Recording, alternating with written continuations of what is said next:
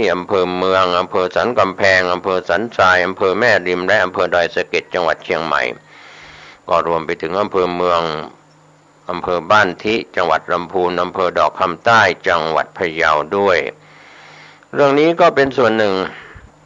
ซึ่งเป็นการชี้แจงจากนางสาวชมภารีชมพูรัตน์อธิบดีกรมอุตุนิยมวิทยาประกาศกรมอุตุนิยมวิทยาเรื่องแผ่นดินไหวตำบลแม่คืออำเภอดอยสะเก็ดจังหวัดเชียงใหม่เมื่อวันที่20ตุลาคมพุทธศักราช2565เวลา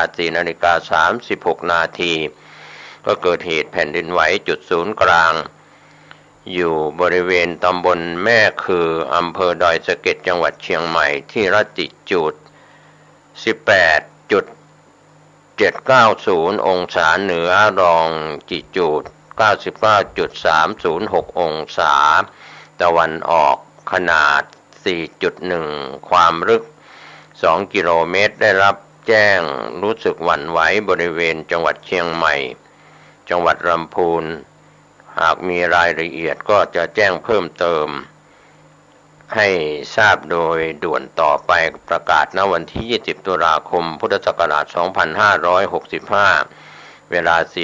4:49 นาทีลงนามโดยนางสาวชมภารีชมพูรัตน์อธิบดีกรมอุตุนิยมวิทยาอันนี้ก็เป็นข่าวซึ่งวันนี้ผู้ดำเนินรายการผมเกษตรเพชรสำเร็จก็จะนำเรื่องราวที่เกี่ยวข้องกับแผ่นดินไหวในสมัยพุทธกาลมาเป็นธรรมะเป็นข้อคิดเตือนจิตเตือนใจกับท่านนะครับก็ในเรื่องราวต่างๆที่เกิดขึ้นในสมัยพุทธกาลที่ไปที่มาของแผ่นดินไหวที่เราได้รับรู้รับทราบกันนะครับว่าเหตุที่เกิดแผ่นดินไหวที่ปรากฏอยู่ก็ทำให้เราได้รับรู้รับทราบกันเป็นเชิงวิทยาศาสตร์และก็พุทธศาสตร์ว่าเหตุของการเกิดแผ่นดินไหวที่มีการชี้แจงไว้ในสมัยพุทธกาลตามคำสอนในทางพระพุทธศาสนาโดยพระพุทธองค์ทรงตรัสกับพระอานนท์ว่าดูก่อนอานนท์เหตุ8ประการปัจจัย8ประการเหล่านี้เพื่อให้แผ่นดินไหวใหญ่ปรากฏ8ประการเป็นไฉนข้อแรกธาตุกำเริบดูก่อนอานนท์มหาปฐพีนี้ตั้งอยู่บนน้ำน้ำตั้งอยู่บนลมลมตั้งอยู่บนอากาศสมัยที่ลมใหญ่พัดเมื่อลมใหญ่พัดอยู่ย่อมยังน้ำให้ไหวน้ำไหวแล้วย่อมยังแผ่นดินให้ไหวอันนี้เป็นเหตุเป็นปัจจัยข้อที่หนึ่งเพื่อให้แผ่นดินไหวใหญ่ปรากฏเกิดขึ้นส่วนข้อที่สองก็เกิดจากอานุภาพของผู้มีฤทธิ์อีกประการหนึ่งสมณะหรือพราหมณ์ผู้มีฤทธิ์ถึงความเป็นผู้ชำนาญในทางจิตหรือว่าเทวดาผู้มีฤทธิ์มากมีอานุภาพมากเขาเจริญปฐพีสัญญาความจำ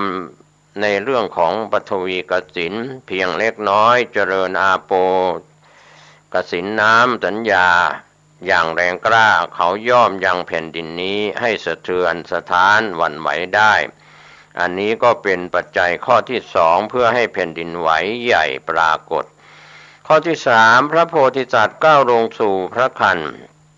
อีกประการหนึ่งเมื่อใดพระโพธิสัตว์จุติตายจากสวรรค์ชั้นดุสิตชั้นที่สี่มีสติสัมปชัญญะลงสู่พระคันพระมารดาเมื่อนั้นแผ่นดินนี้ย่อมสะเทือนสะท้านหวั่นไหวอันนี้ก็เป็นเหตุเป็นปัจจัยข้อที่สามเพื่อให้แผ่นดินไหวใหญ่ปรากฏข้อที่สี่การเสด็จออกจากพระคันพระมารดาอีกประการหนึ่งเมื่อใดพระโพธิสัตว์มีสติสัมปชัญญะประสูติจากพระคันพระมารดาเมื่อนั้นแผ่นดินนี้ย่อมสะเทือนสะท้านหวั่นไหวอันนี้ก็เป็นเหตุเป็นปัจจัยข้อที่สี่เพื่อให้แผ่นดินไหวใหญ่ปรากฏข้อที่ห้าการบรรลุพระสัมมาสัมโพธิญาณของพระพุทธเจ้าอีกประการหนึ่งเมื่อใดพระตถาคตตรัสรู้พระอนุตตรสัมมาสัมโพธิญาณ เมื่อนั้นแผ่นดินนี้ย่อมสะเทือนสะท้านหวั่นไหวอันนี้ก็เป็นเหตุเป็นปัจจัยข้อที่5เพื่อให้แผ่นดินไหวใหญ่ปรากฏข้อที่6การแสดงพระธรรมจักรขององค์สมเด็จพระสัมมาสัมพุทธเจ้าอีกประการหนึ่งเมื่อใดพระตถาคตได้ตรัสรู้อนุตตรสัมมาสัมโพธิญาณแล้วย่อมสะเทือนแผ่นดินไหวอันนี้ก็เป็นเหตุเป็นปัจจัยข้อที่5ทำให้แผ่นดินไหวใหญ่ปรากฏจากการที่พระตถาคตตรัสรู้พระอนุตตรสัมมาสัมโพธิญาณข้อที่6ทรงแสดงพระธรรมจักรอีกประการหนึ่งเมื่อใดพระตถาคตได้ตรัสรู้อนุตตรสัมมาสัมโพธิญาณแล้วแสดงธรรมจักรกับปวัตตนสูตรแผ่นดินนี้ก็ย่อมสะเทือนสะท้านหวั่นไหวอันนี้ก็เป็นเหตุเป็นปัจจัยข้อที่6เพื่อให้แผ่นดินไหวใหญ่ปรากฏจนข้อที่7ทรงปรงอายุสังขารที่พระพุทธเจ้าปรงอายุสังขารว่าอีก3 เดือนข้างหน้าจะปรินิพพานก็เป็นอีกประการหนึ่งเมื่อใดพระตถาคตมีสติสัมปชัญญะทรงปรงอายุสังขารเมื่อนั้นแผ่นดินไหวก็สะเทือนสะท้านอันนี้ก็เป็นเหตุเป็นปัจจัยข้อที่6ให้แผ่นดินไหวใหญ่ปรากฏข้อที่7ปรงอายุสังขารก็เป็นข้อที่7นะครับส่วนข้อที่8เสด็จดับขันธปรินิพพานก็เป็นอีกประการหนึ่งที่พระตถาคตเจ้าเสด็จดับขันธปรินิพพานด้วยการเรียกว่าอนุปาทิเสสนิพพานธาตุครับก็เกิดแผ่นดินไหวใหญ่รวมแล้ว8ข้อ8ประการพระพุทธองค์ทรงตรัสว่าดูก่อนอานนท์เหตุ8ประการนี้เป็นปัจจัย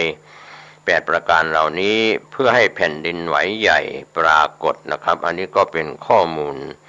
ดั้งเดิมในสมัยพุทธกาลถ้าเรามาดู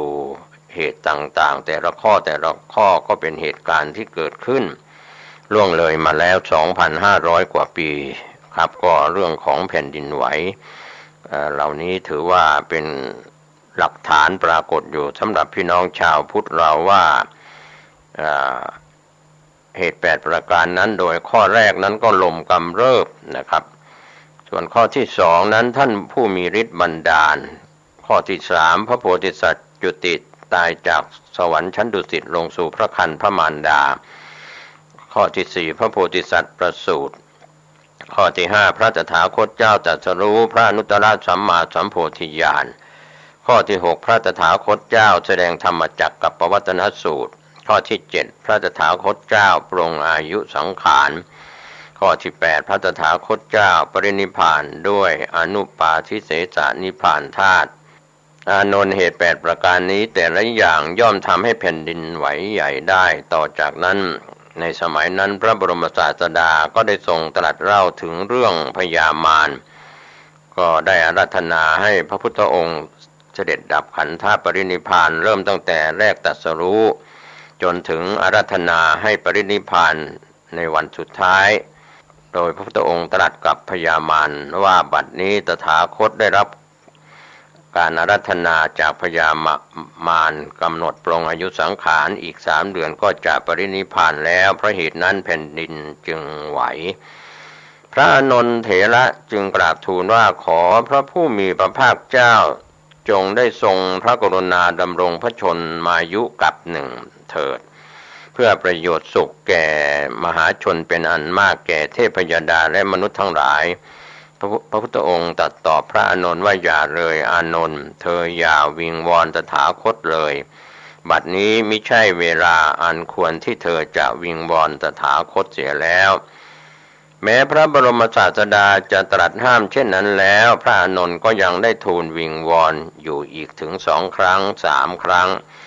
พระองค์ก็จึงตรัสกับพระอานนท์ว่าอานนท์เธอยังเชื่อปัญญาความตรัสรู้ของพระตถาคตอยู่หรือไม่พระอานนท์ตรัสตอบว่าเชื่อพระเจ้าข้าพระองค์เชื่อมั่นในความตรัสรู้ของพระพุทธองค์พระพุทธองค์ก็ตรัสตอบพระอานนท์ว่าก็เธอเมื่อเชื่อมั่นเช่นนั้นฉะไหนเธอจึงมาแค่นจึงได้วิงวอนตถาคตซึ่งห้ามเธออยู่แล้วถึง3 ครั้งเล่า ข้าแต่พระผู้มีพระภาคเจ้าด้วยข้าพระองค์ได้สดับรับรู้มาจากพระองค์ว่าผู้ใดได้เจริญอิทธิบาทภาวนา4 ประการจะทำให้มากทำให้ชำนาญดีแล้วผู้นั้นประสงค์จะดำรงพระชนมายุอยู่นานเขาก็จะพึงตั้งอยู่ได้ถึงกับหนึ่งหรือเกินกว่าก็อิทธิบาทภาวนานั้นพระองค์ทรงเจริญได้ดียิ่งแล้วหากพระองค์ทรงประสงค์จะดำรงพระชนมายุอยู่ก็จะดำรงอยู่ได้ถึงกับหนึ่งหรือยิ่งกว่าเพราะเหตุนั้นข้าพระองค์จึงได้กราบทูลวิงวอนอาราธนาถึง3 ครั้งดังนี้อานนท์เธอเชื่อหรือไม่ว่าอิทธิบาทภาวนามีอานุภาพถึงเช่นนั้นเชื่อพระเจ้าข้าแล้วเพราะอะไรเล่าอานนท์เมื่อตถาคตทำนิมิตโอภาสให้เห็นชัดซึ่งพอจะรู้ได้อานนท์ก็กลับไม่รู้ไม่อาราธนา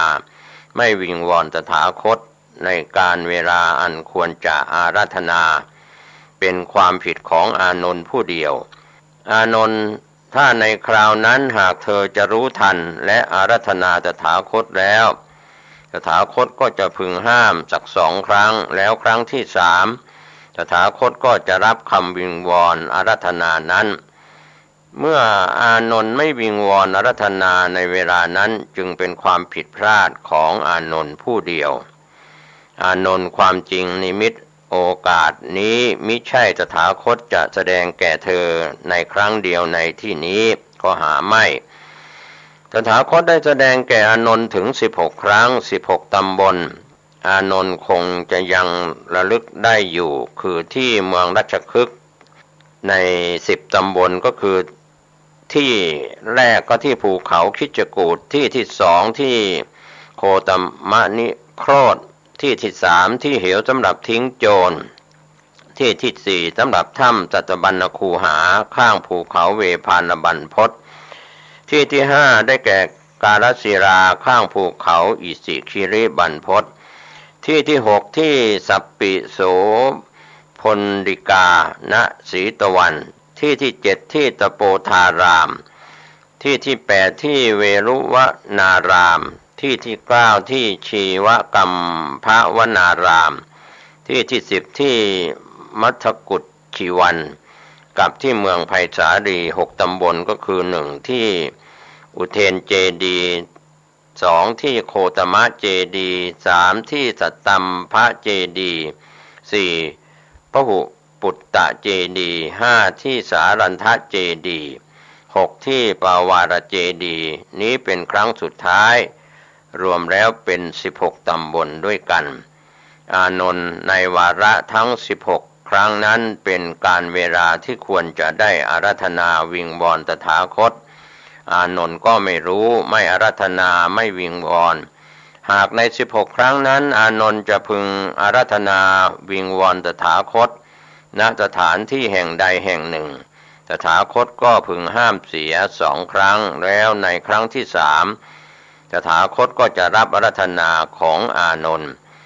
เพราะอานนท์ไม่รู้ไม่อาราธนาไม่วิงวอนปล่อยให้ร่วงเลยไป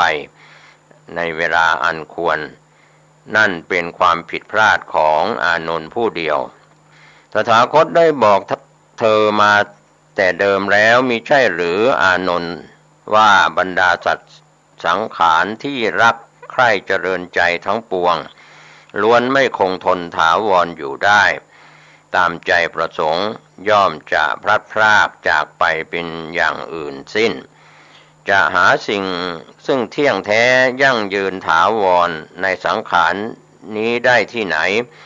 ทุกสิ่งที่มีปัจจัยปรุงแต่งขึ้นย่อมมีความสลายตัวไปเป็นธรรมดาการที่จะร่ำร้องว่าขอสิ่งนั้นอย่าได้ชิบหายเลยย่อมไม่เป็นฐานะที่พึงได้เป็นได้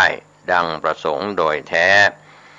ดูก่อนอานนท์สิ่งใดที่ตถาคตได้สละแล้วคลายแล้วปล่อยเสียแล้วละเสียแล้ว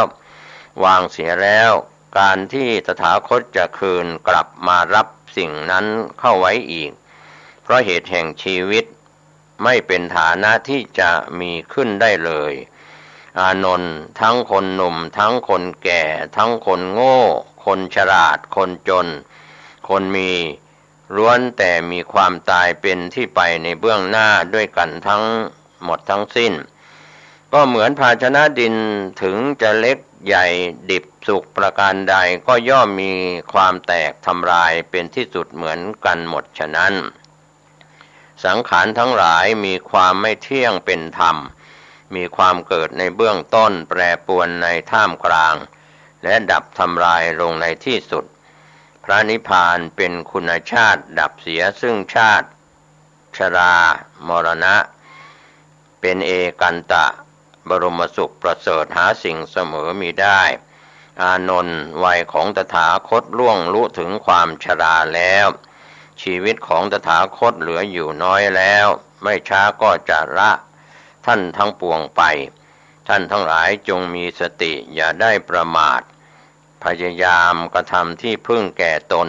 พึงรักษาจตุปาริสุทธิศีลทั้งสี่ให้มาก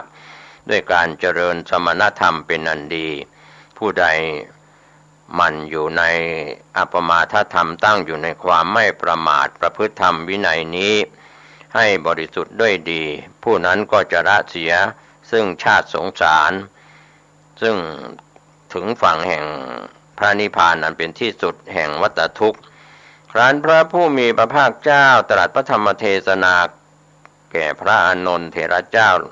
ด้วยประการฉะนี้แล้วจึงรับสั่งแก่พระอานนท์ว่าอานนท์เราพร้อมกันจะไปบ้าน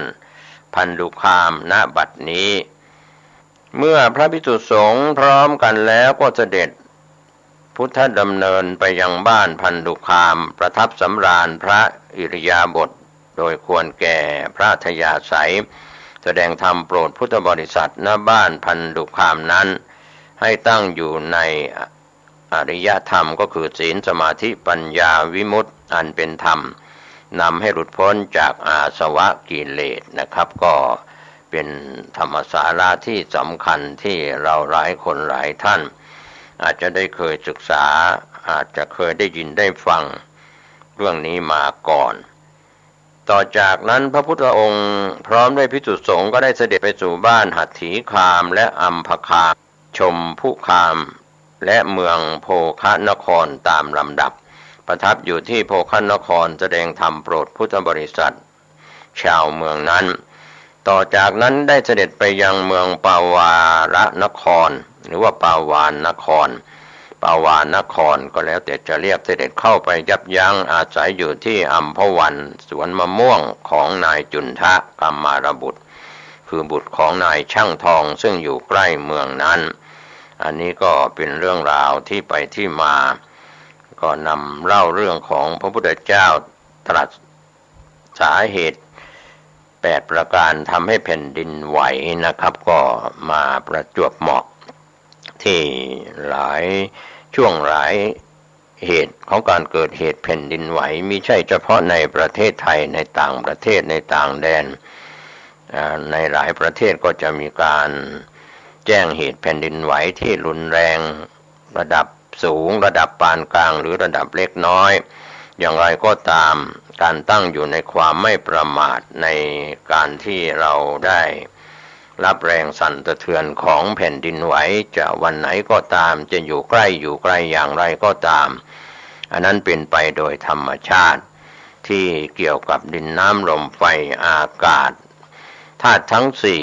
นั้นเป็นปัจจัยสำคัญนะครับท่านผู้ชมท่านผู้ฟังในสกลกายของเราหญิงชายทั้งเพศสมณะและก็คฤหัสถ์ผู้ครองเรือนก็ตามก็ประกอบไปด้วยดินน้ำลมไฟเรียกว่าธาตุทั้งสี่ประกอบกันตั้งแต่ผมขนเล็บฟันหนังเนื้อเอ็นกระดูกเยื่อในกระดูกม้ามตับหัวใจพังผืดไตไส้ใหญ่ไส้น้อยอะไรกระเพาะอาหารรวมไปถึงกระดูกอะไรต่างๆเรียกว่าโกฏฐาสะ32ประการที่อยู่ในตัวเราเนี่ยนะครับตั้งแต่ผมขนเล็บฟันหนังเป็นต้นดังนั้นผู้ที่เป็นพระคุณเจ้าเป็นการอบรมพระอุปชามาแล้วก็จะสอนมูลกรรมฐานเบื้องต้นแก่กุณบุตรที่จะเข้าสู่ร่มเงากาสาวพัสที่เป็นพระภิกษุเป็นสามเณรในปัจจุบัน ในยุคสมัยพุทธกาลนั้นก็มีภิกษุบริษัทภิกษุณีบริษัทที่เป็นฝ่ายบรรพชิตแล้วนะครับนอกจากนั้นก็มีเหล่ากอของสมณะคือพระคุณเจ้าพระภิกษุก็คือสามเณรส่วนเหล่ากอของภิกษุณีก็มีสิกขมานาสามเณรีนะครับก็ถือว่าเป็นเพศบรรพชิตในสมัยพุทธกาลก็มีภิกษุภิกษุณีอุบาสกอุบาสิกาเราก็ถือว่าเป็นบริษัทฝ่ายคฤหัสถ์อยู่กันมายาวนานจนถึงปัจจุบันแม้ในโลกปัจจุบันที่แบ่งประเทศเล็กประเทศใหญ่209ประเทศทั่วโลกก็มีดินแดนที่เรายอมรับนับถือเป็นที่ตั้งของพระพุทธศาสนาทั้งฝ่ายเถรวาทแล้วก็มหายานเป็นจำนวนมากทีเดียวแล้วก็พุทธศาสนาก็ยังไม่ได้เสื่อมหายไปไหนจากจิตใจของชาวโลกพระพุทธองค์ทรงเป็นครูของเทวดาและมนุษย์ทั้งหลายจากบทพุทธคุณที่เราสาธยายกันอยู่ตอนหนึ่งว่าสัทธาเทวมนุษย์สานังเป็นพระธรรมพระวินัยนั้นเป็นครูเป็นอาจารย์สอนทั้งมนุษย์และเทวดาทั้งหลายเป็นที่ยอมรับของมนุษย์และเทวดาอินพรหมยมยักษ์ทั้งหลายวันนี้เราจะอยู่ในมิติความเป็นมนุษย์หรือมิติความเป็นอมนุษย์ก็ตามถือว่าคำสอนที่เป็นพุทธคุณธรรมคุณสังฆคุณเราสาธยายเราได้เจริญภาวนาพุทโธพุทโธธัมโมธัมโมสังโฆสังโฆ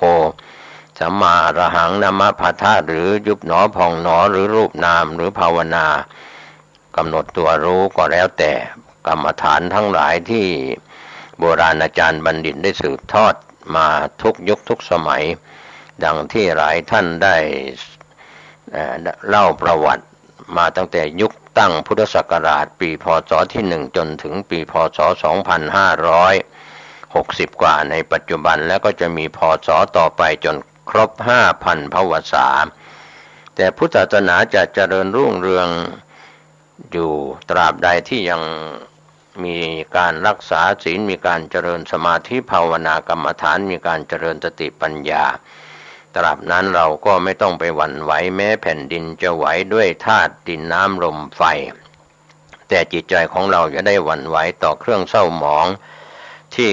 เข้ามาทางตาหูจมูกลิ้นกายและใจของเรารบกวนภายในภายนอกร่างกายของเราให้หวั่นไหวตามอารมณ์ที่เกิดขึ้นก็คืออารมณ์ดีอิทธารมณ์อารมณ์ดีอารมณ์ร้ายก็คืออารมณ์ที่ทะเลาะเบาะแว้งขัดแย้งกันนะครับท่านผู้ชมท่านผู้ฟังก็หอกคือปากเราปากเป็นเอกพูดสิ่งที่ดีก็จะเป็นสีแก่ปากพูดในสิ่งที่ทำให้เขา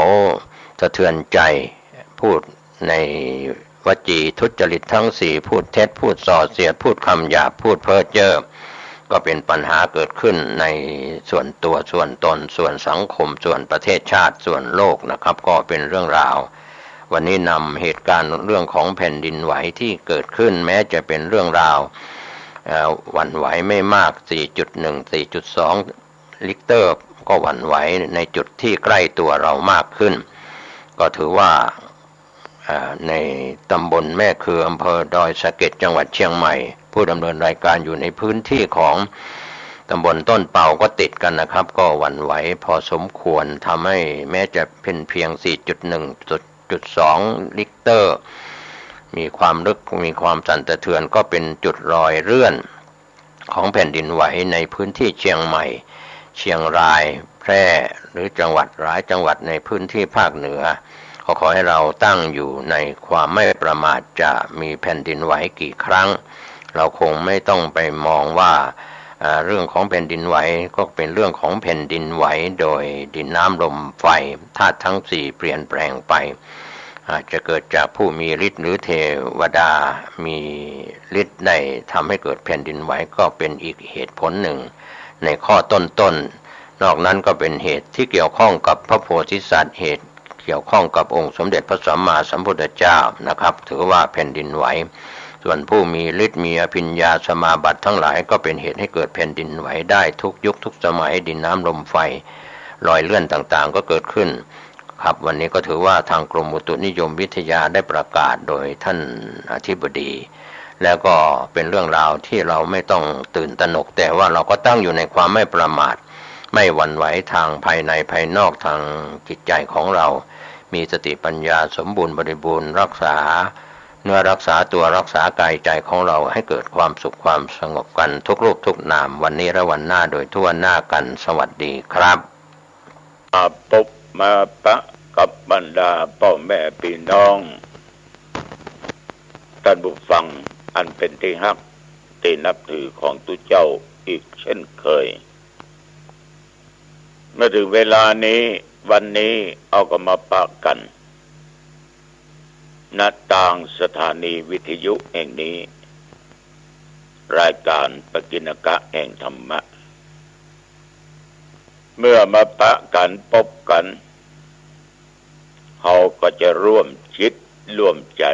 เป็นน้ำหนึ่งใจเดียวกันสวดมนต์ฉบับย่อเพื่อเป็นมงคลต่อชีวิตของแต่ละท่านแต่ละคนเอาละเพื่อบ่ให้เสียเวลาต่อไปนี้ตั้งใจเน้อเอามาไหว้พระสวดมนต์พร้อมกันไปอะระหังสัมมาสัมพุทโธภควาพุทธังภวันตังอภิวาเทมิกราบพระพุทธสวากขาโตภควตาธัมโมธัมมังนัมมัสสามิกราบพระธรรมสุปฏิปันโนภควโตสาวกสังโฆสังฆังนะมามิกราบพระสงฆ์ต่อไป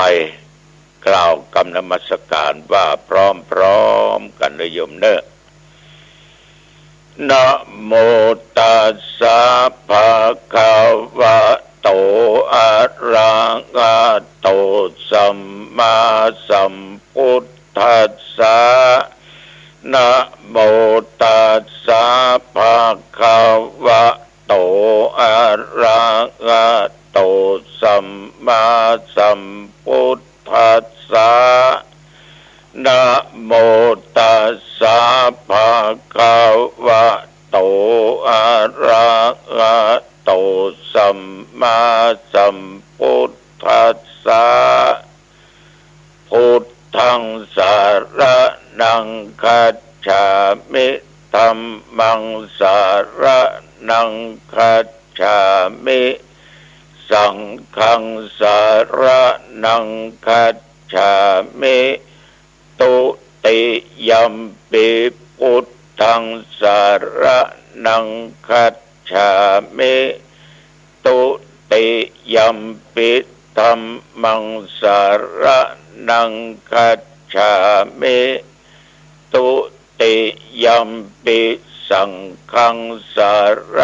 นังคัจฉามิตติยัมปิพุทธังสารนังคัจฉามิตติยัมปิธัมมังสารนังคัจฉามิตติยัมปิสังฆังสารนังคัจฉามิกรมอุตุประกาศบอกว่าตั้งแต่เมื่อตะวันวามาจนถึงปัจจุบันนี้นะแถวบริเวณวัดหนองตองและใกล้เคียงตั้งตะวามาถึงบัดเดี๋ยวนี้นะไม่มีฝนตกแม้แต่เม็ดเดียวหยดเดียวมีกระแสงแดดเนาะวันค่ำแต่ว่าก็ซักผ้าซักอะไรอย่าง ตากตึงกับแสงแดดก็แห้งได้เว้ยแต่หลายวันมานี้อากาศเริ่มเย็นลงเริ่มเย็นหมอกปอดีเนี่ยโอ้ยหมอกปอดีเนี่ยหมอกอาบน้ำบวันไม่ไหว อาบน้ำสบายสบายเนี่ยญาติโยมมีญาติโยมเพิ่นแจ้งว่าตีสี่ปลายเนี่ยที่ผ่านมาสักกำเนี่ยแผ่นดินไหวรู้สึกก่อยลงสำหรับตัวเจ้าก็ลุกแล้วนะก็บอกรู้สึกเนาะแต่ตั้งโยมก็จะเจอพ่องแผ่นดินมันไหวนะเพราะก่อนแผ่นดินไหวป่าโนนมันดิ้นลงควัดเข็ดควัดเข็ด ญาติโยมท่านผู้ฟังถ้ามันไหวรุนแรงก็เป็นอันตรายว่าคนว่าสัตว์ว่าวัตถุสิ่งของฉะนั้นเพื่อความไม่ประมาทก็อย่าได้ตั้งอยู่ในความประมาทมีสติเกิดมันไหวขึ้นอย่างรุนแรงก็ต้องเอาตัวรอดก่อนนะอย่าไปห่วงเข้าห่วงของดื้ออันนี้ก็เตือนสติไว้เท็จจริงอย่างใดนั้นญาติโยมที่อยู่แถวสันทรายก็สกแปงกันด้วยสเก็ตไม่อ่อนกันในเมืองก็สลับปีกันเนาะก็อาจจะมีความรู้สึกอันนี้ก็ฝากไว้กับญาติกับโยมต่อไม่ออกท่านทั้งหลายแต่วันนี้ก็ได้มีโอกาสไปนั่งเป็นอุปัชฌาย์มีโยมเพิ่นมีศรัทธาในพระพุทธศาสนาพ่อเพิ่นเป็นตำรวจหรอยศนายพันเอกกันกะเนาะเป็นใหญ่ในจังหวัดเชียงใหม่เนี่ยนะคนหนึ่งแต่เพิ่นก็มีลูกเป็นพ่อจ่ายคนเก่าคนโตเนี่ยก็เรียนจบละก็อยากจะให้ลูกเข้ามาสัมผัสในการศึกษาห้ำเรียนเกี่ยวกับเรื่องพระธรรมกับวินัยคือเรื่องของพุทธเจ้าในเรื่องของศีลสมาธิและปัญญาก็จึงได้นำลูกเต้าเข้าบวชที่วัดชัยวุฒิหรือบ้านให้ใต้เป็นวัดของท่านเจ้าคณะตำบลบ้านแหวนคือท่านพระครูชัยธรรมวุฒิก็ได้นิมนต์ไปนั่งเป็นพระอุปัชฌาย์ในการบวชก็แบบเรียบแบบง่ายๆก็มีพ่อมีแม่มีปู่อุ้ยแม่อุ้ยปู่ย่าตายายญาติแล้วก็มีศรัทธาสัก30 คนเนี่ย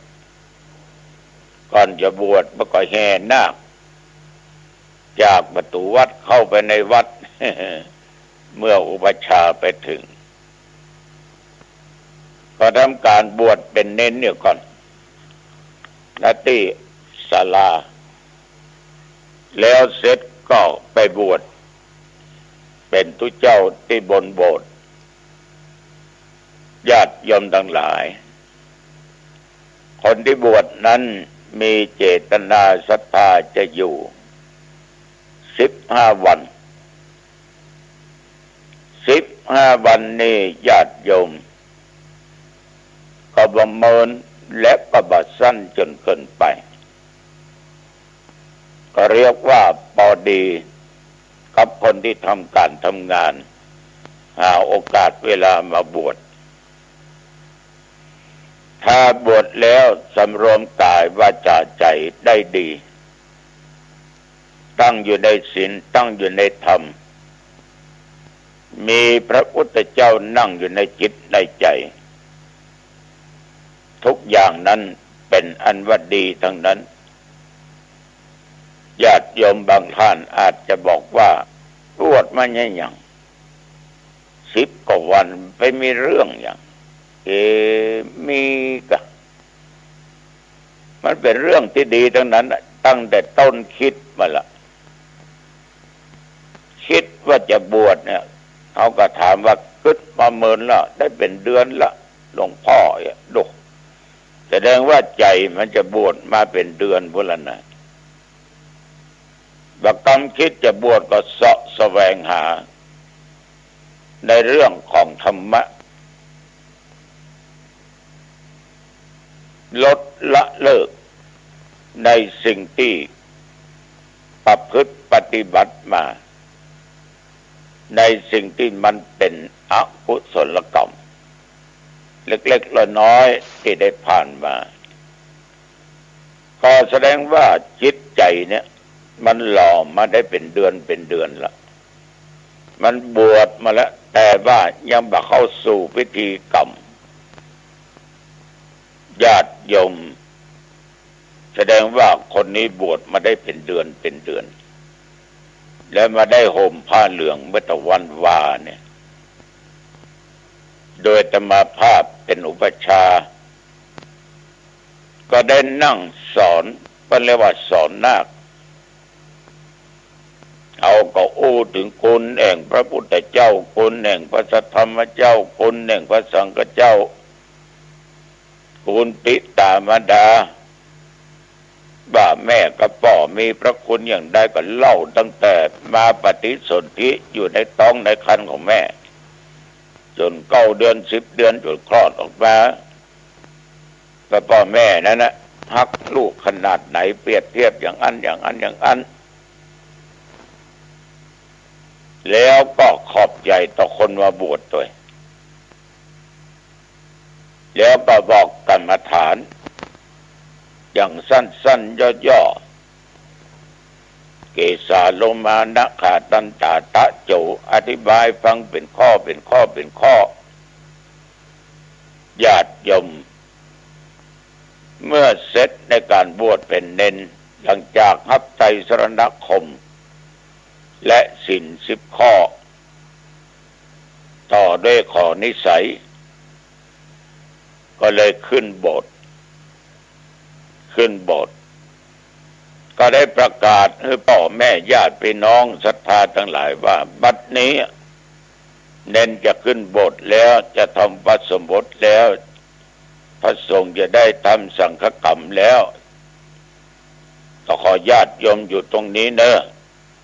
ไม่ต้องเข้าไปในบริเวณเขตพระสีมา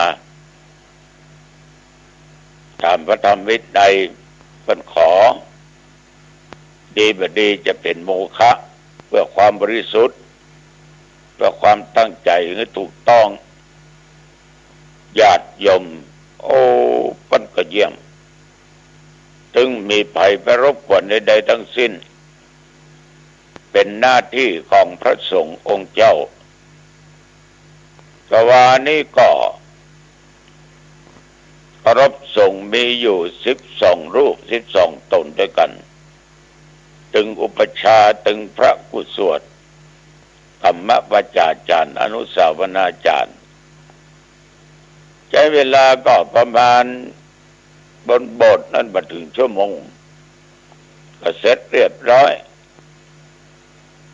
ก็ดีใจนะที่ได้สร้างพระขึ้นแห่งตนหนึ่ง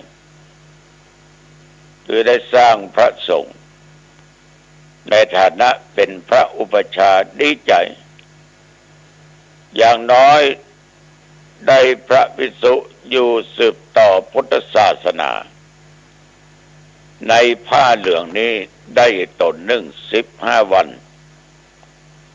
แต่ว่าที่จะนั่งในจิตในใจของเขานั้นไปตลอดชีวิตถ้าเขาได้ประพฤติปฏิบัติตามที่เขาบวชได้นุ่งเหลืองห่มเหลืองพ่อออกแม่ออกญาติโยม ก็ดีใจแล้วนะได้สร้างพระขึ้นอีก1 รูป1 องค์เพราะพระสงฆ์สามเณรในยุคปัจจุบันเนี่ยมันน่าเป็นห่วงนะน่าเป็นห่วงแต่อย่างวัดตมาภาพเนี่ยจาก8 ตนจากไปเหตุตนไปบังคับรับว่าตื่นฟื้นว่ามีนี่ว่าป้นตายไปเหตุตนเหลือ7 ตนนี้ญาติโยมตนหนึ่งก็ไปสร้างอาสมอยู่วัดตำบลบ่อแก้วอำเภอเสมิงทีนี้ก็ไปจำพรรษาเพราะขึ้นลงเดี๋ยวก็ยังมีปุ้นอยู่เพราะตระกูลทั้งแม่อยู่หันหมด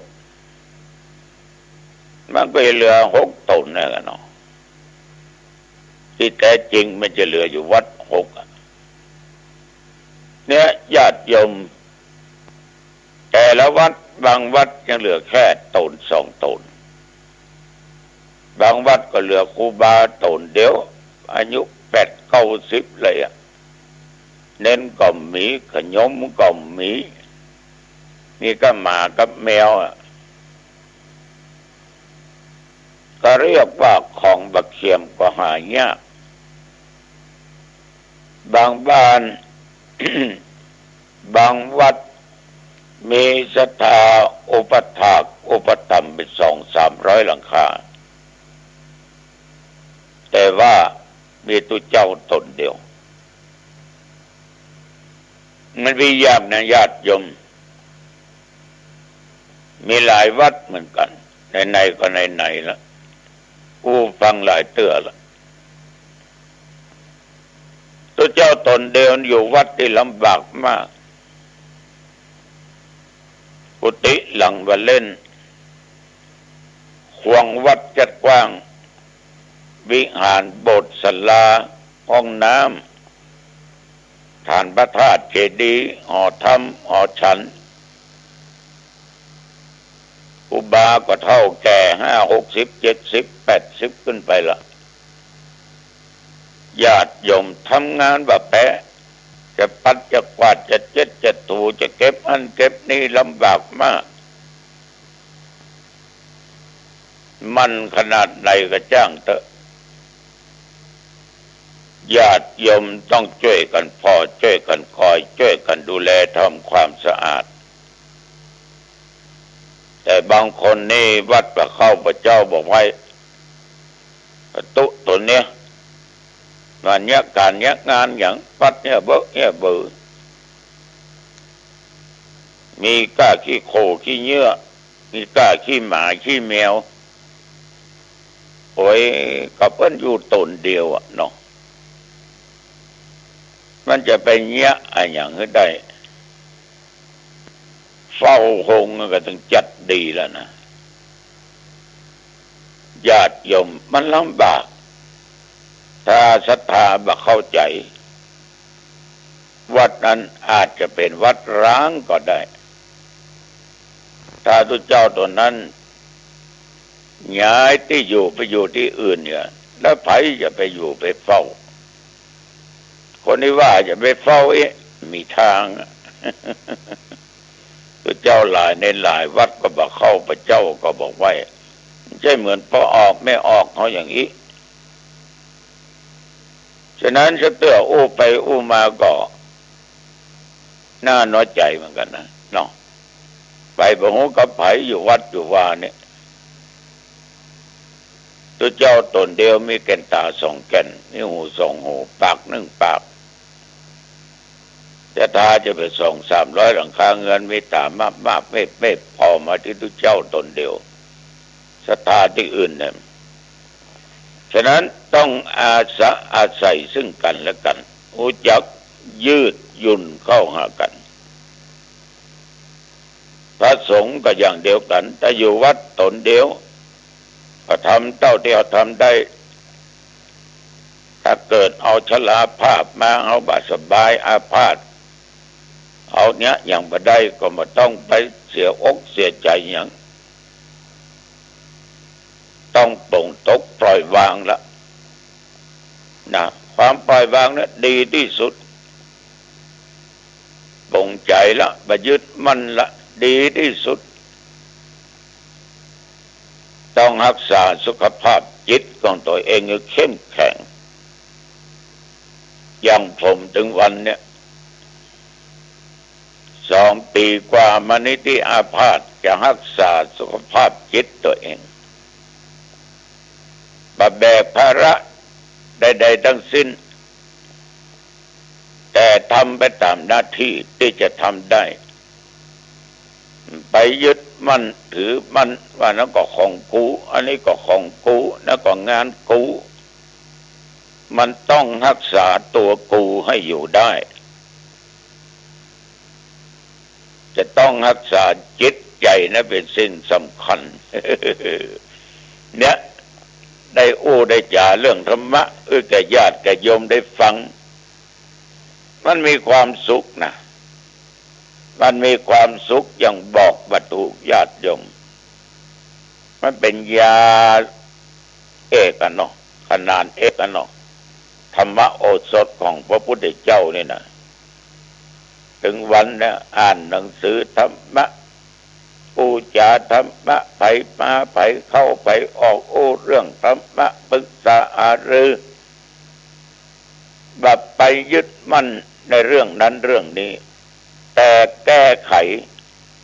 เท่าที่เขาทำได้ในสิ่งที่ทุกคนมาปรึกษาหารือต้องรักษาสุขภาพจิตของตัวเองญาติโยมอย่าให้จิตมันตกต่ำถ้าจิตตกต่ำทุกอย่างพังหมดคุณจะมีเงินมีทองขนาดไหนก็จ้างเถอะ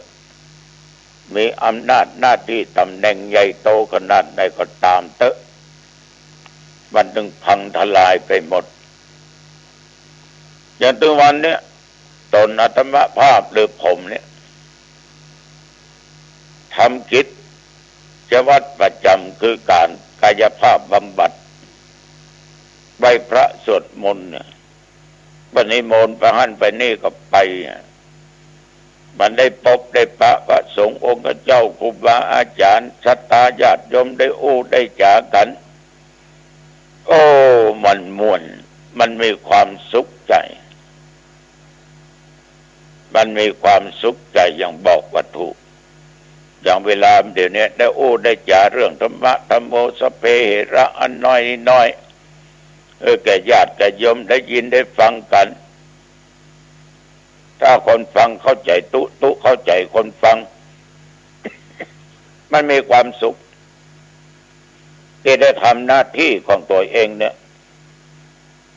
ในการเผยแพร่ธรรมะ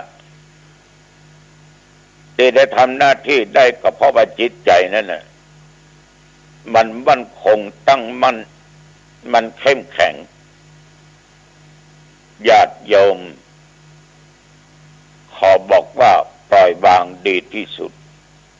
แต่บ่ใช่สละวางหมดบ่ใช่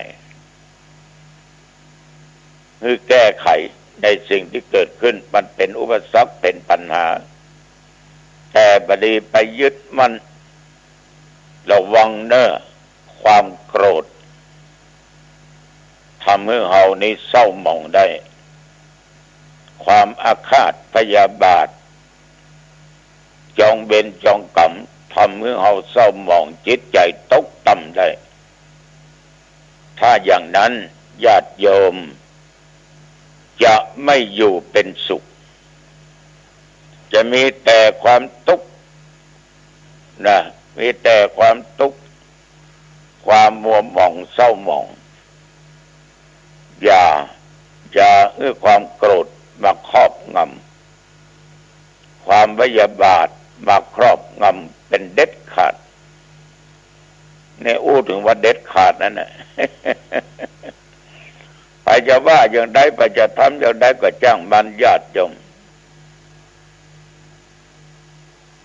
ถ้าเอาไปยึดมั่นถือมั่นเนี่ยเก็บมาอยู่ในจิตในใจบางคนนี่โคตรเปิ้นโคตร รียดกันทอจองเวรจองกรรมกันเนี่ยบอกว่าจักนึกอภัยซึ่งกันและกัน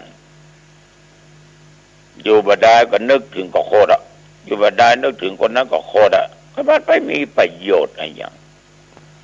มันมีประโยชน์อย่างใดๆทั้งสิ้นเด็ดขาดเลยนะญาติโยมเนอะตัดออกไปหัวจักนึกอภัยทุเจ้าของบิณฑบาตก็แล้วกันอย่าไปลืมเด้อพอออกไม่ออกปีนี้จะยกพระเจ้าละพระเจ้าหินทรายสมปรารถนาจะยก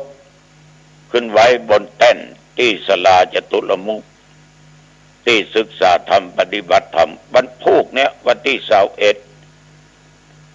เวลา9 โมงป่ายสักน้อยนะจะยกพระเจ้าขึ้นแท่นโดยใจรถเข็นพระเจ้าหนักเพราะเป็นพระเจ้าหินแกะสลักหินทรายหนักถึง 2,500 กว่ากิโลต้องใช้รถเข็นที่มีน้ำหนักมากกว่าเป็นหลายๆตันจึงจะยกได้วันพุธไผ่ขหันพระเจ้าลอยฟ้า ใจรถเข็นยกเกาะเจริญพรเนอะอย่าลืมนะแล้ววันที่5 พฤศจิกายนนั้น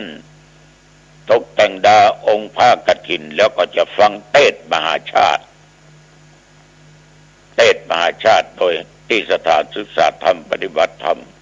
ฉลององค์กฐินอบรมสมโภชพระพุทธรูปหินทรายสมปรารถนาเนี่ยที่เจ้าภาพปนมตานจากปุ้นนครราชสีมาเมืองย่าโมปุ้นนะวันที่16ก็จะตอดพระกฐินสืบบุราชตาตัวก็บอกบุญบอกกุศลบอกสิ่งดีญาติโยมแต่บดีไปยึดมันนะต้องปล่อยวาง